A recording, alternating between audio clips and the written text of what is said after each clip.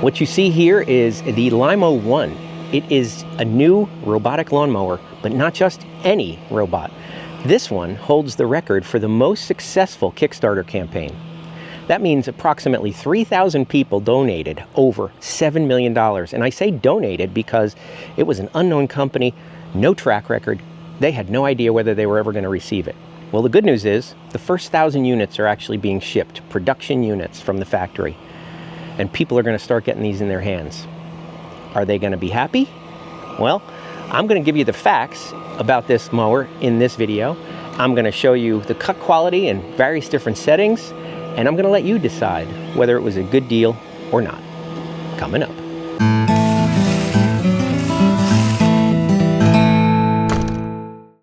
So what is it that makes Lymow different than other robotic lawnmowers? Well, all other robotic lawnmowers before it have used blades like this. They're actually little razor blades on this disc. This one happens to have 5. And they initially pivot, but over time, they get grass stuck underneath them. And they get stuck. And sometimes they get stuck folded and they don't cut. But Lymow is different. Lymow uses real mower blades. This is an 8-inch mowing blade that has 2 cutting edges on it, and they're real steel that can be sharpened just like your regular lawnmower. Lymow One is a boundary-free robot, so there's no need to bury a wire around your yard. It uses a combination of GPS and AI vision technology called V-SLAM to make a map of your yard so it can keep mowing even if it loses GPS signal.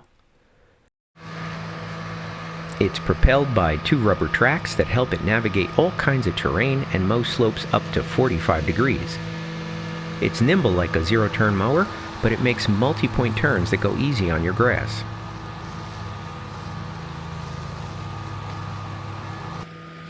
It has a 16-inch cutting width and supports cutting heights from 1.2 to 4 inches. Although it mulches clippings by default, it also supports side discharge if you prefer, and I'll show how to do that later. Now watch carefully as I slow this clip down. You can get a really good sense of how those Omni wheels are really helping support the mowing deck as it goes over bumps in the lawn that would normally cause the blades to, to bottom out and scalp it. So they do a really good job at that. And then as it goes a little bit further, you're going to be able to see the grass coming out the back of it. Now I'm mowing at 3.5 inches here, so it's pretty tall, but you can see it's nice and evenly cut.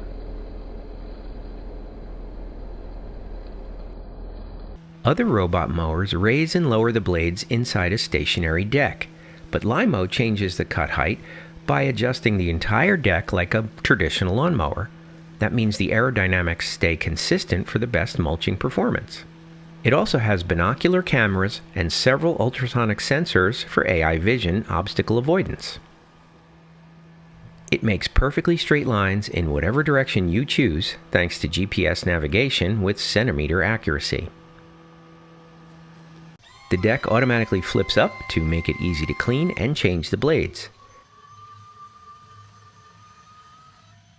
It comes with 2 steel mulching blades that spin at variable speeds up to 5,000 RPM to chop grass into tiny little pieces.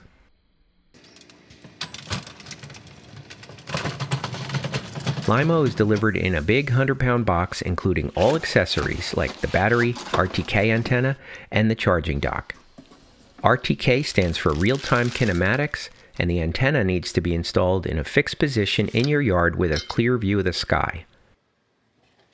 The kit comes with 2 mounting options for the RTK antenna, a ground mounting pole with spikes and a wall mount bracket. It comes with a lithium ion phosphate battery that is pre-installed but initially disconnected. The website says the battery should give a 3-hour runtime to mow up to 25,000 square feet per charge. You can buy a spare battery for around $500, but the only way to charge it is in the robot at this point. There's no external charger.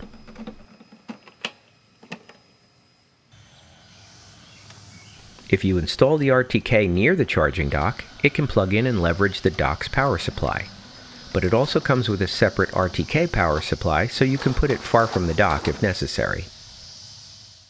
The website says it's ideal for complex lawns with the ability to mow up to 1.7 acres per day when paired with a 10 amp power supply that unfortunately wasn't available for this review. Instead, I received a 2.5 amp power supply which recharged the unit too slowly for me to do more than 1/4 of an acre per day. Setup is really easy. The way it works is you use the Lymow app to drive the robot around and outline mowing zones in your yard. You also define the no zones for any permanent areas in the mowing zone that you don't want mowed, like around trees and things like that. Finally, you need to define channels that tell Lymow where to travel between zones and how to get back to the dock.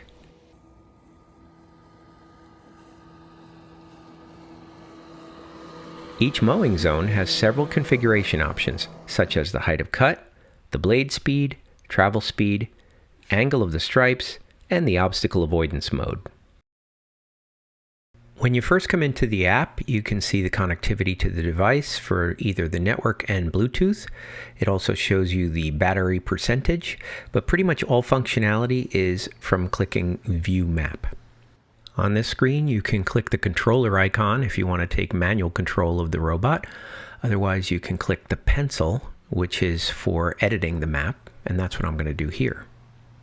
At this point, the app flips to horizontal, and if I was to select the existing zone that you see there, it would enable the configure button, as well as the modify edge button, as well as the delete button.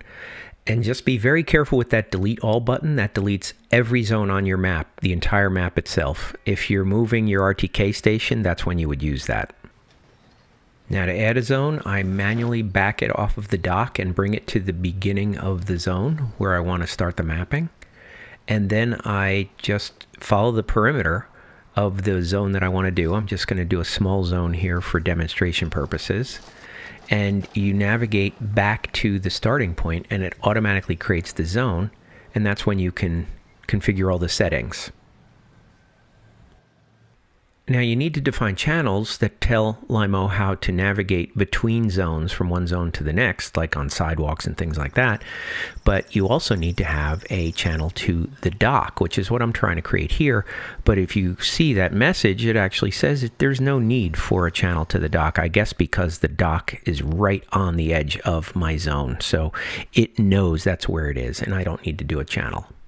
Now by default, the app wants to mow all zones, but you can click it over to select and then highlight the zone you want to mow and click mow, and it just begins mowing. Now for this test, I had it set to do the perimeter first, and it only did one lap around the perimeter, and then it started doing the zigzag back and forth.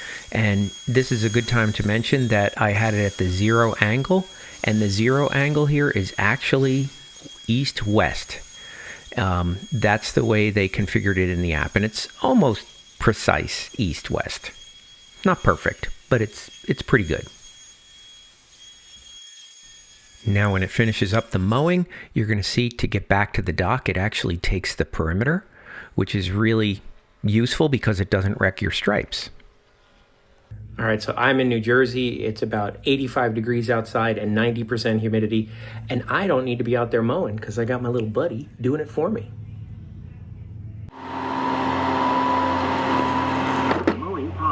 All right, I just paused that so that I could talk here, and let's talk about cut quality. All right, let's get low here and take a closer look at the cut quality. You can see the line right here where it was mowing, and this is the side that is uncut.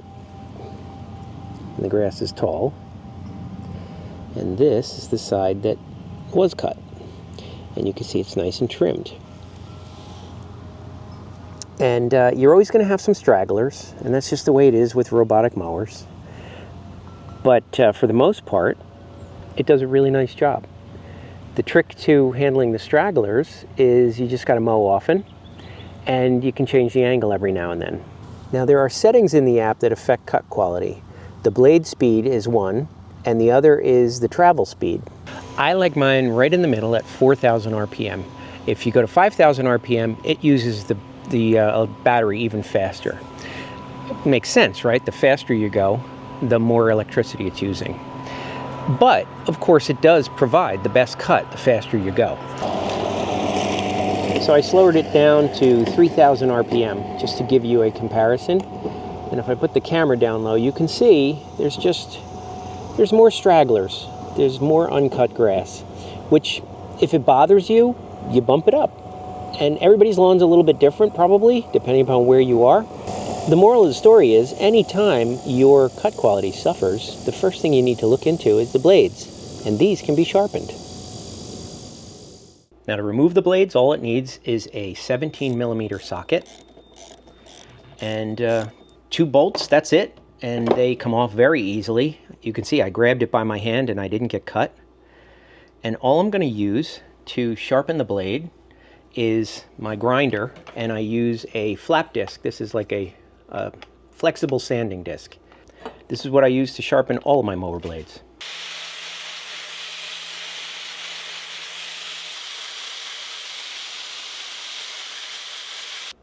Now I sharpen them just until I can see a nice clean edge, and when I put my finger across it like this, you can definitely tell that it's got a sharp edge on it, and if I was to push my finger that way, I would absolutely get cut. And I don't even bother balancing them. I know some people balance their blades on a lawnmower, but I don't think it's necessary on here. I think these are small enough that it's not really going to matter. And I guess if they have excessive vibration, I would just replace them. They cost about $20 a set, and there is no extra set in the box. Now there is a right and a left, but they have these little notches on them so that they can only be installed one way. You cannot screw it up.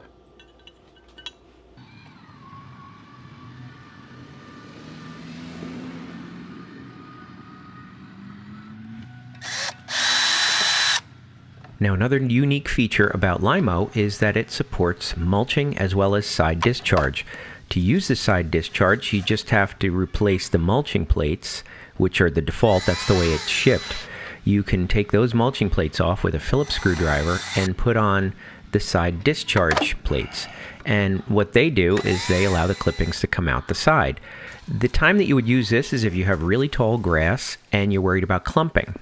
Now, because I keep my grass so nice and trimmed, I don't worry about clumping. So I keep it in the default, the mulching configuration, because I really didn't see any increase in cut quality by using the side discharge, but I did test it. And I also tested it by going around a tree, and you could see the amount of the clippings get blown several feet into the mulch. And with the number of mulch gardens that I have in my yard, I wouldn't want to use the side discharge. So that's just, it's not for me. I keep my grass nice and trimmed, and I just prefer to keep it in the default mulching configuration. All right, let's try a little obstacle avoidance here. I got a gallon of paint. It should be heavy enough that it's not going to knock it over. Let's see what it does.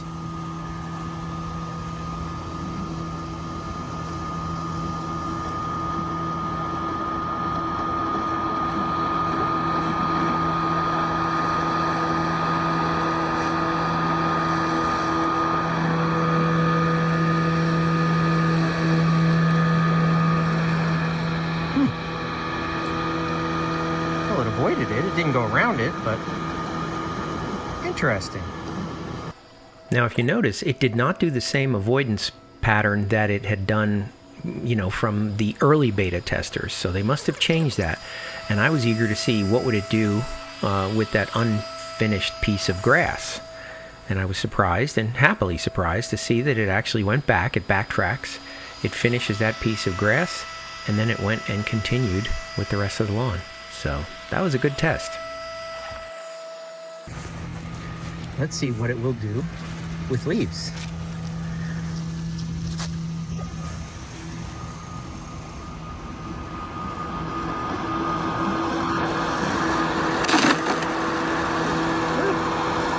Chopped them right up. Chopped it up, and then it turned around like it hit it something.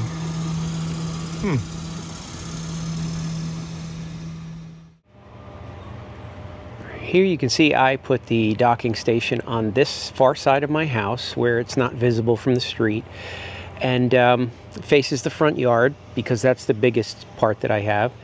And I mounted the RTK antenna up on top of the chimney here, and that way I could plug it in. It comes with an extension that you could plug it directly in to the dock. You can see that there. So I don't need to use the extra power supply. And then the power cable just runs around over here. And I keep the power supply right there. So everything works out really well. This is a good spot for it. And even though there's an overhang here, I don't have any problem with the GPS. This unit always has GPS, and it starts up no problem. It comes back and it finds the dock very easily. Everything works out really well. It's a good location for it. Now, the ultimate test of a robotic lawnmower in my yard is the little strips of grass between the sidewalk and the curb. And they're not straight and they're thin. They're only about 3 feet wide. And so your robot has to be nimble enough to be able to make tight turns, but it also has to be accurate enough to stay on the curb. And the fact that they're not straight means you can't just use the zigzag pattern. And the app has a setting in it called perimeter laps only, which works perfectly in this situation. It follows your perimeter exactly, whatever you set it to be, and then it comes back and it does the middle. So for me, I set it for perimeter laps only, and I set 2 laps. And it's perfect. It goes up and back in both directions. It even goes around the pole with the street sign, as well as my mailbox. So 2 thumbs up for doing the parkways. I always wonder what landscapers think when they look across the street and see my yard being mowed by a robot.